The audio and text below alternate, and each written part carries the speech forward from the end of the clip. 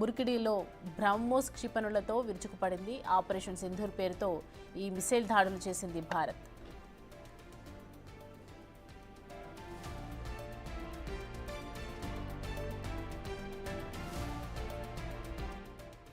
అర్ధరాత్రి 1:44 దాడి చేసినట్లు అధికారిక ప్రకటన విడుదల చేసింది కేంద్ర ప్రభుత్వం.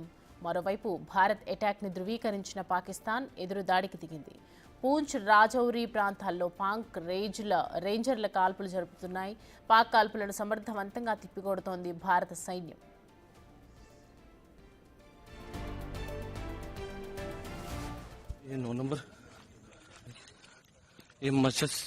मस्जिद तैयबा मरकज उमर करा के अंदर ये नुकसान है.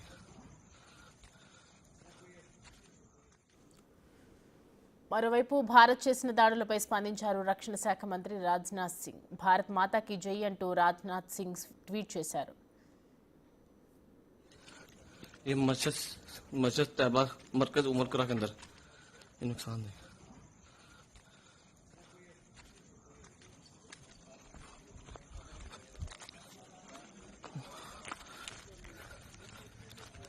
ये नुकसान ये 9 नंबर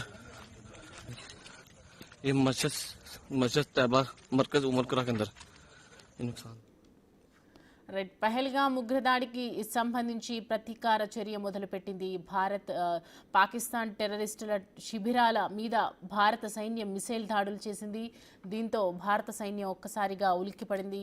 పిఓకేలోని 9 ఉగ్రవాద బేస్ క్యాంప్ స్థావరాలపై వైమానిక దాడికి దిగింది ఇండియన్ ఆర్మీ. దాంతో పాటు పాక్లో 5 ప్రాంతాలపై దాడులు చేసింది భారత ఆర్మీ.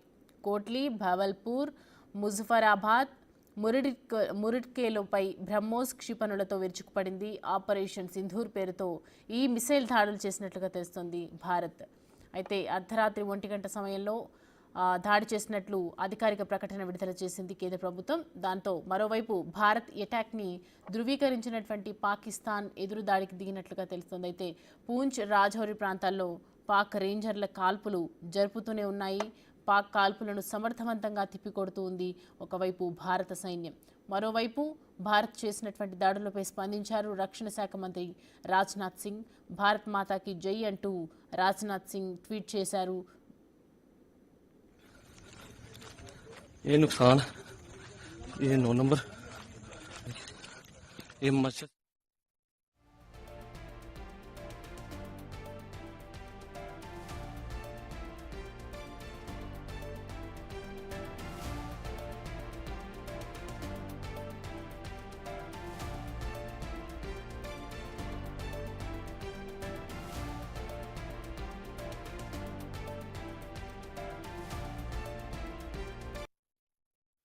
ఈ అంశానికి సంబంధించి పూర్తి డీటెయిల్స్ మా ప్రతినిధి శివ అందిస్తారు. అందుబాటులో ఉన్నారు మనకి లైవ్లో. శివ, భారత్ ప్రతీకార చర్య మొదలుపెట్టినట్టుగా తెలుస్తోంది. సో పాక్ ఈ దెబ్బకి ఎలాంటి సిచ్యువేషన్లో పడిందని చెప్పుకోవచ్చు?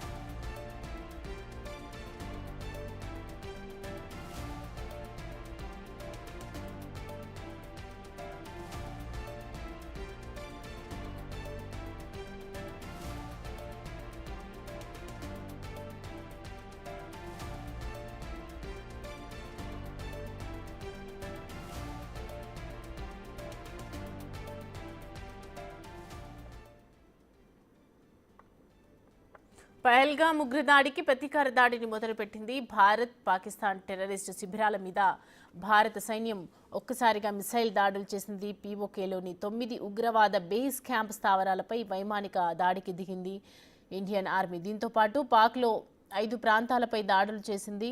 కోట్లీ, భవల్పూర్, ముజఫరాబాద్ బ్రహ్మోస్ క్షిపణులతో విరుచుకుపడింది. ఆపరేషన్ సింధూర్ పేరుతో ఈ మిసైల్ దాడులు చేసినట్లుగా తెలుస్తుంది భారత్. అయితే అర్ధరాత్రి 1:44 దాడి చేసింది. అధికారిక ప్రకటన విడుదల చేసింది దీనికి సంబంధించి పూర్తి డీటెయిల్స్ మా ప్రతినిధి శివ అందుబాటులో ఉన్నారు లైవ్లో. శివ, చూస్తున్నాం కదా పాకిస్తాన్ మీద ఉగ్రదాడి ఎవరైతే ఉగ్రదాడి చేశారో పాకిస్తాన్ మీద చర్యలు తీసుకున్నట్లుగా కనిపిస్తోంది, ప్రతీకార చర్యలు. భారత్ దీంతో పాకిస్తాన్ సిచ్యువేషన్ ఏంటి, ప్రజెంట్ డీటెయిల్స్ ఏంటి? రైట్. సౌమ్య, ఎట్టకేలకు ప్రతీకార దాడి అనేది భారత ప్రభుత్వం తీసుకుందని చెప్పుకోవాలి. ఏదైతే పెహల్గామ్ లో దాడి జరిగిందో, ఉగ్రవాదుల కాల్పుల్లో 26 మంది మృతి చెందారు, 25 మంది భారతీయులు, ఒక నేపాలీ మృతి చెందిన నేపథ్యంలో దానికి ప్రతీకార దాడి తీర్చుకుంటూ ఆపరేషన్ సింధూర్ అనేది ఒక నామకరణం చేసి ఈ రోజు అంటే అర్ధరాత్రి సమయంలో ఇటు పాకిస్తాన్ ఉగ్రవాద స్థావరాలపై ప్రధానంగా దాడులు చేశారు. 5 ప్రాంతాల్లో 9 ఉగ్రవాద స్థావరాలు ఏవైతే ఉన్నాయో వాటిపై దాడి చేశారు. అంటే ఆపరేషన్ సింధూర్ ఏదైతే భారత ఆడబిడ్డల సింధూరు తిలకం తుడిచేసిన పాక్ సంబంధించిన ఉగ్రవాదులను మట్టుపెట్టాలనే ఉద్దేశంతోనే ఈ ఆపరేషన్ సింధూర్ అనే ఒక నామకరణం చేశారు. దానికి అనుగుణంగానే రాత్రి సమయంలో పాకిస్తాన్ ఉగ్రవాద స్థావరాలని ప్రధాన ఎజెండాగా ఎంచుకుని అక్కడ దాడులు చేశారు. ఏ ఒక్క సైనిక స్థావరాలపై మాత్రం భారత్ దాడి చేయలేదు. కేవలం ఉగ్రవాదాన్ని మట్టు పెడతాం, ఉగ్రవాదాన్ని ఆశ్రయించిన ప్రాంతాన్ని ప్రోత్సహించిన వారిని మట్టు పెడతాం, తుడిచిపారేస్తామంటూ కూడా ప్రధాని నరేంద్ర మోడీ కీలక ప్రకటన చేశారు గతంలోని. దానికి అనుగుణంగానే అటు త్రివిధ దళాలు పనిచేశాయి. అటు ప్రతి సందర్భంలో కూడా ఇటు త్రివిధ దళాలకు సంబంధించిన కార్యదర్శులు కానీ, ఇటు హోంశాఖ, రక్షణ శాఖ కార్యదర్శులు ఎప్పటికప్పుడు ప్రధాని నరేంద్ర మోడీతో జాతీయ భద్రతా సలహాదారు అజిత్ దోవల్తో సమావేశమవుతున్నారు. నిన్న కీలక సమావేశం జరిగింది. అజిత్ దోవల్తో ప్రధాని నరేంద్ర మోడీ 2 సార్లు సమావేశమయ్యారు. దీంట్లోనే పలు కీలక నిర్ణయాలు తీసుకున్నారు. ఒకవైపు ఎక్కడ కూడా ప్యానిక్ కావద్దు, ప్రజలందరూ కూడా అలర్ట్ గా ఉండాలి, అందరూ కూడా ఈ మాక్ డ్రిల్ లో పాల్గొనాలి, ఏ విధంగా ఒకవేళ వైమానిక దాడులు జరిగితే ఏ విధంగా ఉండాలి అనే దానిపై మాత్రం వారికి ఒక అవగాహన కల్పిస్తూ ఎవరు భయపడకుండా ఉండాలంటూ కూడా వారికి ఒక ధైర్యాన్ని కల్పించే ప్రయత్నం చేస్తూ అందరూ కూడా మాక్ డ్రిల్ మూడ్ లోకి తీసుకువెళ్లి అటు రాత్రి సమయంలో పాకిస్తాన్ పై అటాక్ చేసిన నేపథ్యంలో ఎవరు కూడా భయపడాల్సిన అవసరం లేదనే సంకేతాన్ని భారత ప్రభుత్వం భారతదేశ పౌరులకు పంపించిందని ప్రధానంగా చెప్పుకోవాలి. 9 ఉగ్రవాద బేస్ క్యాంపుల పైన 5 ప్రాంతాల్లో అంటే పిఓకే ప్రాంతంలోనూ, ఇటు పాకిస్తాన్ కు సంబంధించిన ప్రాంతాల్లో ఎక్కడైతే ఉగ్రవాద స్థావరాలు ఉన్నాయో దానిపై ముందుగానే నిఘా వర్గాలు ఇచ్చిన సమాచారం మేరకు ఈ దాడులు జరిగాయి. ఈ దాడిలో పలువురు పాకిస్తానీలు కూడా చనిపోయినట్టు కూడా తెలుస్తోంది. మరోవైపు ఏదైతే ప్రతి దాడులు కూడా పాకిస్తాన్ మొదలుపెట్టిన దాడిలో భాగంగా ఇటు ఇండియన్ కు సంబంధించిన సివిలియన్స్ కూడా 3 మృతి చెందినట్టుగా తెలిసింది జమ్మూ కాశ్మీర్ లో. అయితే ఏదైతే హిందూ దేవాలయాలపైన, అటు సిక్కు గ్రామాలపైన టార్గెట్ గా చేసుకుని ఇటు పాకిస్తాన్ కూడా వారు కూడా దాడులు చేస్తున్నట్లు కూడా తెలుస్తుంది. దానిలో భాగంగానే ఇటు జమ్మూ కాశ్మీర్ సంబంధించిన 3 సివిలియన్స్ సాధారణ ప్రజలు మృతి చెందినట్టు తెలుస్తుంది. ఇటు పాక్ లోని 5 ప్రాంతాలపై దాడులను ప్రారంభించింది భారత్. అంటే ప్రతీకార దాడితో అందరూ కూడా ఎంతో ఆనందం వ్యక్తం చేస్తున్నారు. అంటే ఎవరైతే 26 మంది మృతులు ఉన్నారో వారికి నిజమైన నివాళులు అర్పించినట్లుగా కూడా అందరూ ఇప్పుడు భావిస్తున్నారు. భారత్ తీసుకున్న నిర్ణయం పట్ల ప్రపంచ వ్యాప్తంగా మిత్ర దేశాల వైపు అందరూ హర్షం వ్యక్తం చేస్తున్నారు. దేశవ్యాప్తంగా భారతదేశంలో కూడా అందరూ కూడా ప్రశంసలు కురిపిస్తున్నారు. ఇటు భారత త్రివిధ దళాలపైన, ఆర్మీ పైన, మరోవైపు ఇటు మొత్తం ఇటు కేంద్ర ప్రభుత్వం పైన కూడా ప్రశంసలు కురిపిస్తున్న పరిస్థితి కనిపిస్తోంది. మరోవైపు ఏదైతే అంటే కొన్ని కఠిన నిర్ణయాలు తీసుకుంటూనే ఇటు పాకిస్తాన్ కు ఇబ్బందులు గురి చేస్తూ, మరోవైపు ప్రజలను భయభ్రాంతులకు గురి కాకుండా, ప్యానిక్ కాకుండా ఉండే విధంగా కూడా అందరినీ కూడా ఇటు మాక్ డ్రిల్ మూడ్ లోకి తీసుకువెళ్లి అటాక్ చేయడం పట్ల కూడా అందరూ కూడా ఎంతో సంతోషం వ్యక్తం చేస్తున్న పరిస్థితి కనిపిస్తోంది. అందరూ కూడా ఎటువంటి భయం అయితే లేకుండా అందరూ నిద్రలో ఉన్న సమయంలో పని కంప్లీట్ చేసినట్లుగానే మనం ప్రధానంగా భావించాల్సి ఉంటుంది. పాకిస్తాన్ కు తగిన బుద్ధి చెప్పింది. కానీ ఇప్పుడు పాకిస్తాన్ కూడా ప్రతిదాడి చేసేందుకు ప్రయత్నిస్తుంది. అంటే యుద్ధానికి దిగుతుందా, యుద్ధం ప్రకటిస్తుందా అర్థం చేసుకోవాలి. రైట్ సార్, ఇక ఏదైతే పెహల్గామ్ లో దాడి జరిగిన తర్వాత భారత్ అనేక విధాలుగా కఠిన నిర్ణయాలు తీసుకుంది. ఇటు పాకిస్తాన్ ఆర్థిక మూలాలపై దెబ్బ కొట్టింది, దౌత్యపరంగా కానీ, వాణిజ్యపరంగా. మరోవైపు విమాన రాకపోకలకు సంబంధించి కూడా పాకిస్తాన్ కు సంబంధించిన విమానాలు భారత గగనతలంలోకి రావద్దని కూడా ఆంక్షలు విధించింది. మరొక సింధు నదీ జలాలను కూడా ఒప్పందాన్ని విరమించుకుంది. అంటే ఈ ఎఫెక్ట్ అనేది ఏ విధంగా ఉండబోతుంది భవిష్యత్తులో? ఇప్పుడు 2 అంశాలండి. ఒకటి టాక్టికల్ మెషర్స్ అంటారు, 2 స్ట్రాటజిక్ మెషర్స్ అంటారు. టాక్టికల్ మెషర్స్ అంటే ఇప్పుడు ఏం చేయగలమో అవి చేస్తాం మనం. స్ట్రాటజిక్ మెషర్స్ అన్నవి రాబోయే 2-3 సంవత్సరాల నుంచి 10 సంవత్సరాలు, 15 సంవత్సరాల దాకా ఏం దెబ్బ కొట్టాలో అది కూడా చేయబోతున్నాం మనం. కాబట్టి ఇప్పుడు తీసుకున్న మెషర్స్ అన్ని కూడా టాక్టికల్ మెషర్స్. ఇమ్మీడియట్ గా పాకిస్తాన్ నొప్పి వచ్చేటువంటి స్థితి మనం తీసుకొచ్చాం. దీర్ఘకాలీనంగా ఆ సింధు జలాలు ఏవైతే ఉన్నాయో, సింధు నది కావచ్చు, ఝేలం మన వితస్తా నది కావచ్చు, మనకు చంద్రభాగా నది కావచ్చు, ఇవన్నీ కూడాను, ఈ నదులన్నీ కూడాను క్రమేపీ మనం మళ్లించి మన పంజాబ్, హర్యానా గుండా ఇతరత్ర దేశానికి తీసుకొచ్చేటువంటి ప్రయత్నం రాబోయే 5-6 సంవత్సరాలు, 10 సంవత్సరాలు చేయబోతున్నాం మనం. కాబట్టి పాకిస్తాన్ తోటి యుద్ధం అన్నది ఏదో ఈ రోజు 2 స్ట్రైకులు చేయంగానే 4 రోజుల్లో అయిపోయేటువంటి విషయం కాదు. ఇది కొన్ని సంవత్సరాలు వాళ్ళతో పోరాటం చేయాలి. ఇన్ఫాక్ట్ పాకిస్తాన్ అన్నటువంటి ఆలోచన మీద మనం దాడి చేయాలి. కాబట్టి ఇప్పట్లో అయిపోయేటువంటిది కాదు. 2 సర్జికల్ స్ట్రైక్ చేయగానే బాలాకోట్‌లో సర్జికల్ స్ట్రైక్ చేసినంత మాత్రాన వాడేమైనా ఆపారా? మళ్ళీ వచ్చారు కదా.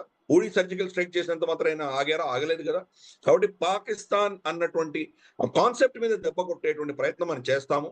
కాబట్టి ఇది ఈ రోజు ఆగేటువంటి యుద్ధం కాదు ఇది. ఏదో 2 బాంబులు వేసి 9 ప్రాంతాల్లో వేసినటువంటి బాంబుల వల్ల ఏదో మనం చాలా అచీవ్ చేసాం అనుకోవడం చాలా తప్పు. మనం దీర్ఘకాలీనంగా వాళ్ళని కొట్టబోతున్నాం మనము. ఎన్నో అంశాల్లో కొట్టబోతున్నాం మనము.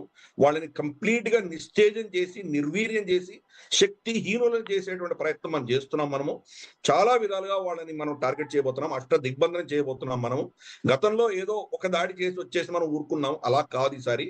మొత్తం హోల్ దేశం అంతా కూడా వాళ్ళని ఇప్పుడు ఎదుర్కొనేటువంటి పరిస్థితి. అన్ని యాంగిల్స్ కూడా వాళ్ళని టార్గెట్ చేస్తాం కాబట్టి ఇది ఈ రోజు అయిపోయేటువంటి పరిస్థితి కాదు. ఒకవేళ యుద్ధము, ఈ కాల్పులు ఇవి ఆగిపోయిన తర్వాత కూడా పాకిస్తాన్‌కి నొప్పి కలిగించే దిశగా మనం స్టెప్స్ తీసుకుంటున్నాము. చాలా పెద్ద పెద్ద ప్రాజెక్ట్స్ రాబోతున్నాయి జమ్మూ కాశ్మీర్‌లో. ఇతరత్ర ప్రాంతాల్లో కూడా వాళ్ళకు ఇటువంటి దెబ్బలు తగిలే దిశగా మనం చూస్తున్నాము. అంతేకాదు మనకు కాబుల్ నదిని కూడా ఆఫ్ఘనిస్తాన్ సైడ్ ఆపేటువంటి ప్రయత్నం మనం చేస్తున్నాం మనం. ఆల్రెడీ మన ఆఫీసర్ వెళ్ళి మాట్లాడొచ్చారు అక్కడ. భారతదేశం నుంచి వచ్చే నీళ్లే కాదు, ఆఫ్ఘనిస్తాన్ నుంచి వస్తున్న నీళ్లను కూడా ఆపేసేటువంటి ప్రయత్నం మనం చేయబోతున్నాం. కాబట్టి వాళ్ళకి ఎక్కడ కూడా నిష్కృతి లేకుండా చాలా దీర్ఘకాలీనంగా మనం టార్గెట్ చేయబోతున్నాం. సార్, మీరు చెప్పినట్లుగా 2000 సంవత్సరంలో బిల్ క్లింటన్ వచ్చే సమయంలో అప్పుడు సిక్కులను టార్గెట్ చేసుకుని అక్కడ దాడులు జరిగాయి. తర్వాత 2019లో ఆర్మీ వాహనాలను, ఆర్మీ సైనికులను టార్గెట్ చేసుకుని పుల్వామాలో దాడి జరిగింది. ఆ 2 సంబంధించి ప్రతీకార దాడి తీసుకున్నారు. ఇప్పుడు కూడా పుల్వామా తర్వాత పెహల్గాం దాడికి సంబంధించి కూడా ఇప్పుడు ప్రతీకార దాడి తీసుకుంది భారత్. అంటే ఈ మూడింటిని ఏ విధంగా చూడాలంటారు? ప్రతీకార దాడి అనేది కంపల్సరీ ఉందంటారా? ప్రభుత్వం చెప్పట్లేదు, మీరంటున్నారు. వాళ్ళని మేము న్యాయం ఇచ్చే దిశగా, వాళ్ళని శిక్షించే దిశగా మేము ఈ స్టెప్స్ తీసుకుంటున్నామని చెప్తున్నారు. కాబట్టి ఇది ప్రతీకార దాడులు అనడం చాలా తప్పిది. మనం ఎవరు ఈ చర్యలు చేస్తున్నారో వాళ్ళని శిక్షించే దిశగా మనం టార్గెట్ చేస్తున్నాం. ఈవెన్ పెహల్గాంలో జరిగినప్పుడు, పుల్వామాలో జరిగినటువంటి దాడికి కూడా బాలాకోట్లో ఈ యొక్క పుల్వామాని ఎవరైతే ప్రేరేపించి దాన్ని ట్రైనింగ్ ఇచ్చి ఇక్కడ పంపించి ఈ మొత్తం చర్యకి కారకులు ఎవరున్నారో వాళ్ళని కూడా బాలాకోట్లో ఉన్నటువంటి ట్రైనింగ్ క్యాంప్ ని టార్గెట్ చేశాం మనం. కాబట్టి ఇదేదో మన ప్రతీకార చర్య కాదు. మనం చేస్తున్నదంతా కూడాను ఎవరు ఈ దోషులో వాళ్ళని శిక్షించే దిశగా మనం ప్రయత్నం చేస్తున్నాం. కాబట్టి భారతదేశం అన్నది ఇంతవరకు కూడాను చాలా రెస్ట్రైన్డ్ గా, చాలా సంయమనం పాటిస్తూ మనం చర్యలు మనం చేస్తున్నాం. రాబోయే రోజుల్లో ఆ సంయమనం ఉంటుందా లేదా అని చెప్పడం చాలా కష్టము. గతంలో మనం ఊరి సర్జికల్ స్ట్రైక్స్ మాత్రమే చేసాము. తర్వాత బాలాకోట్లో వెళ్ళి కొట్టొచ్చాము. రెండో దాంట్లో ఇంటర్నేషనల్ బార్డర్ దారి కొట్టొచ్చాము. ఈ రోజు 9 ప్రాంతాల్లో దాడులు చేసాం మనం. ఇలా మనం కూడా ఎస్కలేట్ చేసుకుంటూ వెళ్తాం. రేపటి రోజు ఇటువంటి ఘటనలు ఇంకా చేయడమో లేదా దీన్ని ఇంకా కొనసాగించే దిశగా వాళ్ళు చేస్తే గనక ఇంకా పెద్ద ఎత్తున ఇంకా వాళ్ళ పెషావర్, తర్వాత బలూచిస్తాన్, ఎక్కడెక్కడ వీళ్ళు దాచిపెట్టుకున్నారో వీళ్ళ assets, nuclear assets, air crafts, వాటిని కూడా మనం టార్గెట్ చేస్తాము. కాబట్టి ఇప్పుడు మనం చేసిన దాడికి ప్రతి దాడి పాకిస్తాన్ ఏ యాంగిల్లో చేస్తుందో దాని ఆధారంగా నెక్స్ట్ స్టెప్ మనం ఎలా చేయాలని అప్పుడు నిర్ణయిస్తాం మనం. రైట్ సార్, ఇక పాకిస్తాన్ ఏదైతే టర్కీ కానీ, చైనా, అలాగే ఇరాక్, ఇరాన్ కి సంబంధించి మద్దతు కూడగడుతోంది. ఇటు భారత్ మాత్రం సింగిల్ గా వెళ్తుంది. కానీ ఇటు రష్యా అధ్యక్షుడు పుతిన్ మాత్రం ప్రధాని నరేంద్ర మోడీకి ఫోన్ చేసి అన్ని విధాలా మీకు సహాయ సహకారాలు అందిస్తామని చెప్పడం, ఇది ఏ విధంగా చూడాలంటారు? దౌత్యపరంగా భారతదేశం చేయాల్సింది చేస్తున్నాం మనము. అన్ఫార్చునేట్ గా దానికంటే 2 రోజుల ముందర సర్గే లావ్రోవ్ వాళ్ళ ఫారెన్ మినిస్టర్, రష్యన్